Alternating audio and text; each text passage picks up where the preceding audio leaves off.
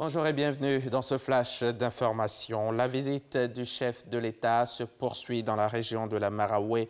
Aujourd'hui, c'est Boisflé qui accueillera le président Alassane Ouattara. Ce samedi est le 4e et dernier jour de cette visite. C'est donc aujourd'hui que se tiendra le meeting de clôture. Nos équipes sont sur place pour l'événement que vous pourrez suivre bien sûr en direct sur notre antenne.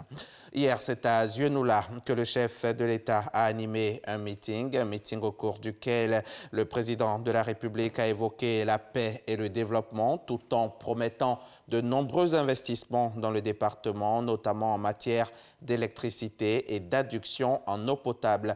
Tout à l'heure, dans le 13h, Jérôme Kofi Abolin nous fera revivre ce deuxième meeting. Le président Alassane Ouattara a choisi cette occasion pour procéder au lancement des travaux du projet d'alimentation en eau potable de plusieurs villes dans 12 régions de Côte d'Ivoire. Le projet va coûter plus de 170 milliards de francs CFA, un investissement assuré par la République populaire de Chine et bien sûr appuyé par l'État de Côte d'Ivoire. On en parle avec Koné Parkasso.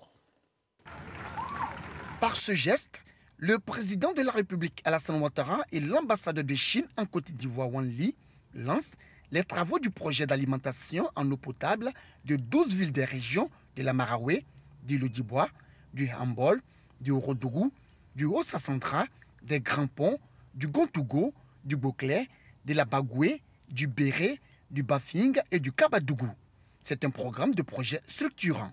Il permettra, selon le ministère de l'Hydraulique, de combler le déficit en eau potable dans ces localités. En attendant que ce projet démarre et que ce projet prenne fin, nous avons pris l'initiative de mettre en place un système de production d'urgence qu'on appelle les UCD, qui vont produire 4000 m3 jour.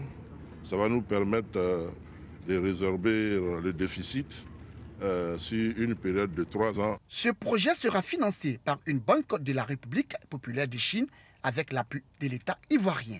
Je suis convaincu que la réalisation de ce projet va contribuer à l'amélioration dans la vie de la population locale. Le lancement des travaux du projet d'alimentation en eau potable de ces 12 villes est un véritable ouf de soulagement pour les populations. Quand je vis à Do actuellement, je suis très content parce que bientôt je vais avoir l'eau potable à Boisflé, dans le quartier Soribra.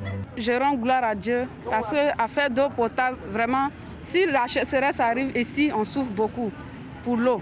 Donc, je dis merci au président Alassane. Ce qu'il a fait, en tout cas, c'est un bon travail. Le coût global de ce projet s'élève à 170 milliards 200 millions 800 000 francs CFA et va garantir l'accès à l'eau potable d'une population estimée à 1 537 682 habitants en 2020 et 2 237 470 habitants en 2033. Il est bon de rappeler que le lancement des travaux de ce projet par le chef de l'État s'inscrit dans le cadre de sa visite qu'il effectue dans la Maraoué. L'ex-président et ancien Premier ministre de la transition burkinabé Yacouba Isaac Zida a été investi comme le candidat du mouvement patriotique pour le salut. C'était hier vendredi à Ouagadougou. En exil au Canada depuis 2016, son arrivée avait été annoncée au pays, mais un mandat d'arrêt a été lancé contre lui par la justice militaire pour désertion en temps de paix et insubordination. Le ministre burkinabé de la communication dément que le gouvernement a empêché l'ancien Premier ministre de revenir au Burkina Faso. Du côté du Liban, nous venons de l'apprendre, le Premier ministre Mostafa Hadib renonce à former un gouvernement et annonce sa démission alors que la pression internationale monte. Il avait pris la tête du gouvernement après la démission de Hassan Diab à la suite de la double explosion qui a dévasté Beyrouth et son port dans le mois d'août 2020. Un homme a attaqué hier vendredi à l'arme blanche 2 personnes près des anciens locaux de Charlie Hebdo à Paris. 7 personnes ont été interpellées, dont l'auteur présumé.